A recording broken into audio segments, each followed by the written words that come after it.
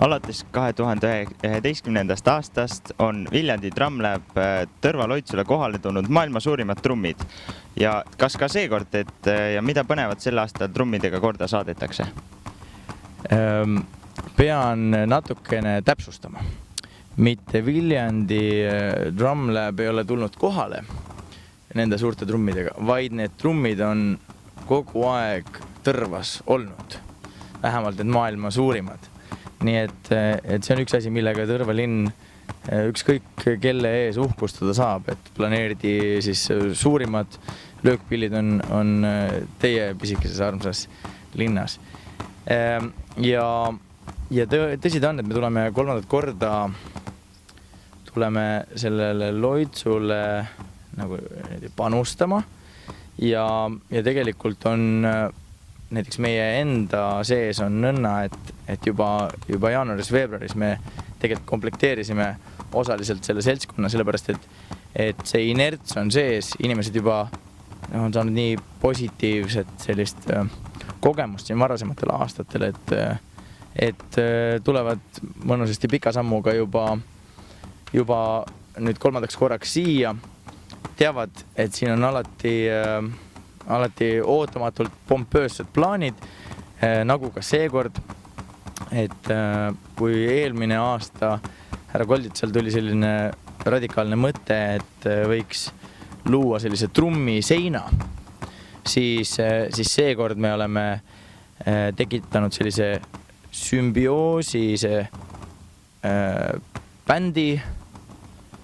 Ma ei tahaks praegu nüüd paljastada saladust, mis bändi, aga annan sellise häguse vihje, et seal laulab Tanel Padar, et selle bändi ja Viljandi Tramlabi vahel, et loodetavasti mõnedel hetkedel võiks jääda mulje, et need kaks bändi ongi üks just siis, kui nad on mõlemad nagu terviklikud, sest meie bändis muidu selles Viljandi Tramlabis väga harva mängitakse kitarre ja jällegi nende bändis väga harva mängib 15 sellist trummihuligaani. Ja?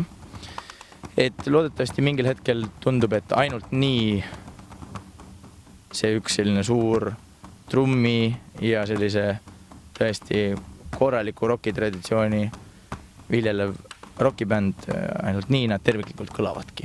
Et see on meie eesmärk, mitte olla kaks sellist lahus poolust, mida siis võib olla nagu lõbus pealt vaadata, vaid et äkki me integreerume üheks selliseks tervikuks. Eelmistel koldadel on teil trummide mängijad päris hulgi olnud, et kas te tulete ka seekord suure seltskonnaga välja? Jaa, nagu mainitud, on trummareid praegu reas 15 ja mina nende seas ja trummide põhimõtteliselt olemus ja selline kuvand jääb samaks, me neid roosaks värvima näiteks ei hakka.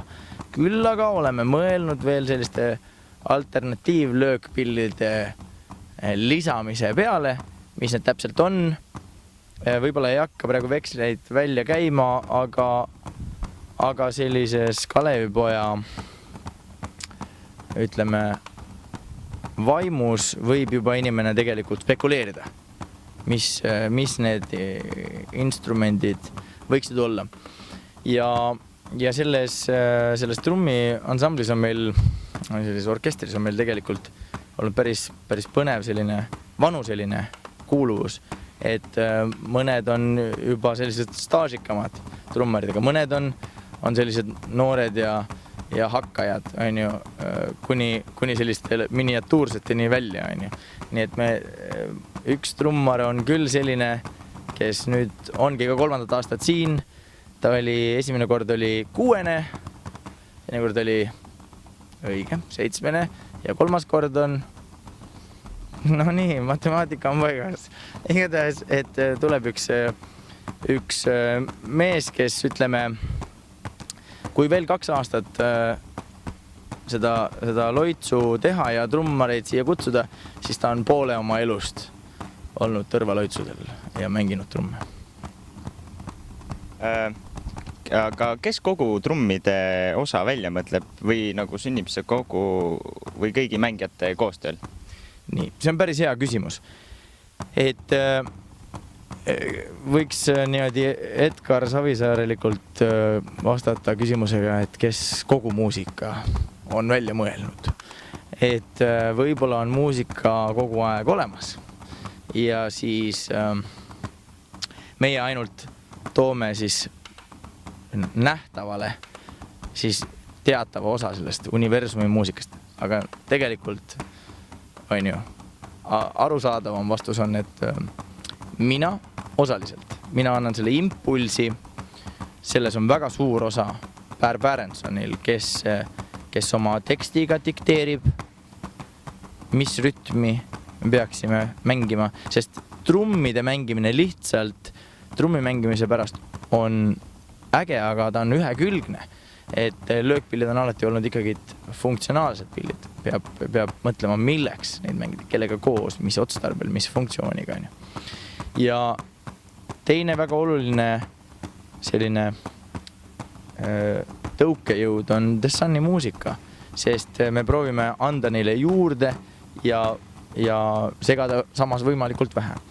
Aga lõplik tõde on see, et nagu kõiges heas peab olema sellist, ka selles trummimängus sellist spontaansust, sellist hetkesse kuuluvat ja selles osas ma usaldan oma trummareid jäägitult. Et muusika ei ole selline Mendeljeevi tabel, kus kõik teadaolevad elemendid on leitud ja sinna tohib juurde lisada ainult mingi tohutu seltskonna loal, vaid muusikas saab igaüks panustada vastavalt oma soovile ja võimetele ja esteetikameelele. Nii et lõppeks on nii, et meil on plaan, meil on valmis mõeldud põnevad rütmid, mis peaksid ka sellise grammikese jahedama eestlase, kuigi Lõuna-Eestis on väga särtsakas rahvas, on ju. Peaksid käima tõmbama, on ju, ohtralt. Aga lisaks sellele ma jätan ruumi improvisatsioonile ja spontaansusele. Et olete oma meeskonnaga juba mitmendat korda Tõrvaloitsule, et kas tüdimust pole tekkinud? Vastupidi. Et see on nagu tõeliselt heade asjadega alati. Et kui see, mida tehakse, omab natukene suuremat tähendust kui lihtsalt näiteks igavuse peletamine või üleliigsete vahendite kulutamine, vaid kui sellel asjal on selline inerts ja jõud taga, mida tegelikult toidab väga suurel hulgal minu väga-väga hea sõber tänu Tõrvaloitsule, Maido Ruusmann. Et tema jäägitu selline tahe ja optimism ja minu arust fenomenaalne stressitaluvus, et kui ühelt poolt on seda ja teiselt poolt on absoluutselt kordumatu keskkond ja kui on seda noort jõudu nagu teie, kes seda omalt poolt panustavad väga-väga olulise lisaväärtusega, siis tegelikult ma ei näe üldse võimalust sellest tüdineda. Pigem on see põnev, et me oleme juba üht-teist teinud, kuhu me saame minna, kuidas me saame seda, mida me juba tunneme ja teame ja oskame, kuidas me saame seda raffineerida, teha ägedamaks, teha teie jaoks põnevamaks, teha külastajate jaoks põnevamaks.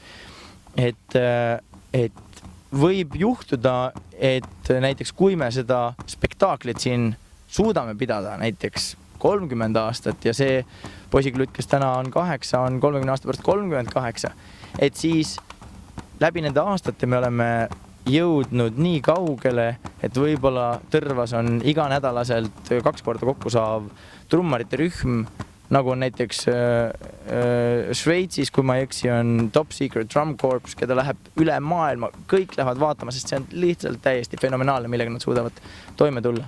Et miks ei võiks olla Tõrvaloits ka rahvusvahelisest huvi tekitav selline nähtus. nii et lühike vastus küsimusele on ei ole tüdinenud. aga suur aitäh teile!